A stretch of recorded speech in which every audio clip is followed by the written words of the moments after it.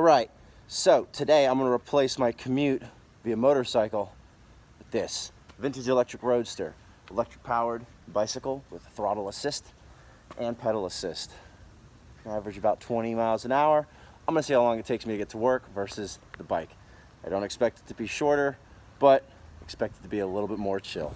Definitely a small departure from my everyday commute. And I gotta say, it's a lot calmer and it's pretty rad. So, no complaints. So the looks you get from people who you pass around 21 miles an hour on a beach cruiser might just be worth it. Been into the marina. Nice morning.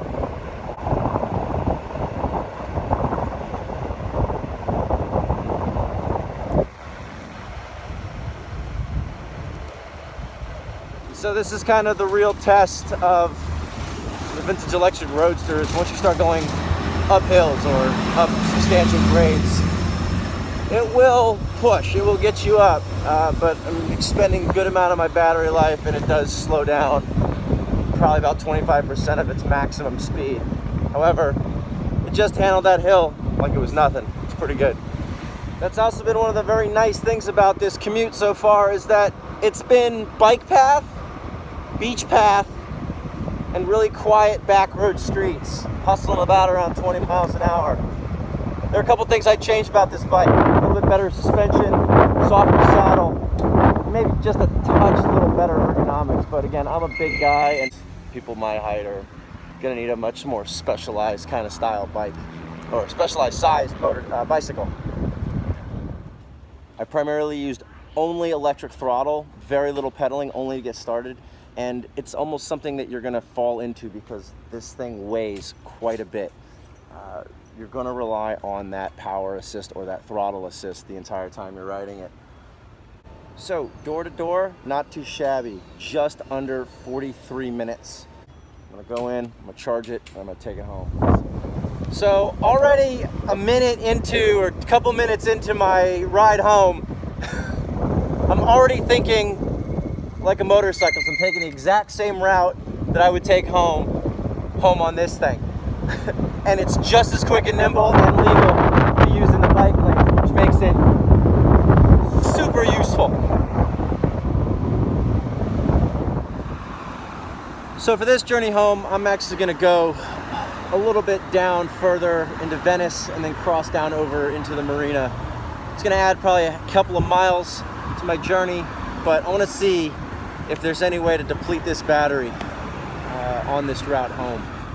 Yeah, I swear to God, I don't think my afternoon commute could be any more relaxing or any better than this. Now, I think a lot of people will be like, well, it's a lot of money. It's a $7,000 electric beach cruiser. Yeah, it's true. You could buy a whole lot of motorcycle for $7,000, but with that is licensing, insurance, and also you're relegated to city roads, which is dangerous, or can be dangerous if you're not aware. This is a lot more relaxing. I probably even shouldn't be doing this on my phone, but I am, because there's nobody on this bike path and there are no hazards in front of me. But it mitigates the point of being able to stay healthy and ride a bicycle. Get a bicycle, ride a bicycle if that's your goal in life. If you want an alternative form of transportation that you can charge at the office and then take home, and you can afford it, buy it.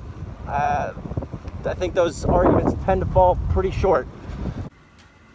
All right, so I'll save you the motorcycle riding through town video, but I just took the 701 Svartpillen, which is arguably one of the best little bikes to get through the city. It's got a ton of power, it hustles, it moves through things, but I still gotta stop at stoplights. I took surface streets, 39 and a half minutes to get home. Now on the freeway, if I wanna break laws, I can get to work 16.8 miles in about 19 minutes. Usually it's around 28. Surface streets, follow the law, even lane splitting, right around where the vintage electric is. More commuting to come. So this is the one thing I really don't like about this bike. It's a fixed gear. It has no multiple gears, and when the battery runs out, you're stuck on an 86-pound fixie.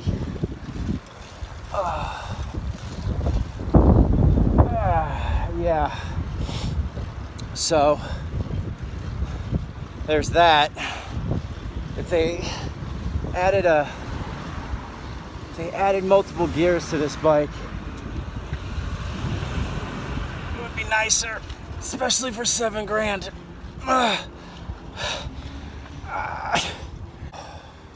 Feeling it. Definitely feeling it.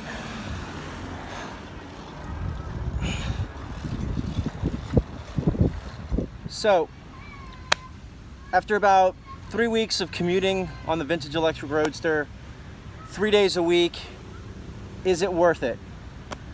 Now, the hard thing that's going to swallow is that it's $7,000, and that's expensive for an e-bike, but you're paying into, I think, the design and the beauty of the machine. And I also think it comes down to, what is it that you're looking for? What is it that you need? I've had so many people stop me and talk to me about this bike that it's been a talking point, and talking about how awesome e-bikes are. And right now, at this point, after being on this and commuting as much as I have, I'm considering looking into buying an e-bike because it's just so much fun. My commute is so, my commute is nowhere near as stressful as it is on a motorcycle or in a car. I may not get there as fast, but it's a lot of fun to be able to hang out and ride on the beach. This thing's really great. A lot of fun, and I think that this is kind of the future of mobility for people living in big urban areas. Race mode is fantastic, and even at that, without the race mode, top speed is 21 miles an hour. Nice, chill, easy ride, and it kicks in when you need it, or you can just use it whenever you want. Range was great. I enjoyed it. So if e-bikes are for you and you want the premium best of the best and something that's super stylish, vintage electric Roadster may be your best bet.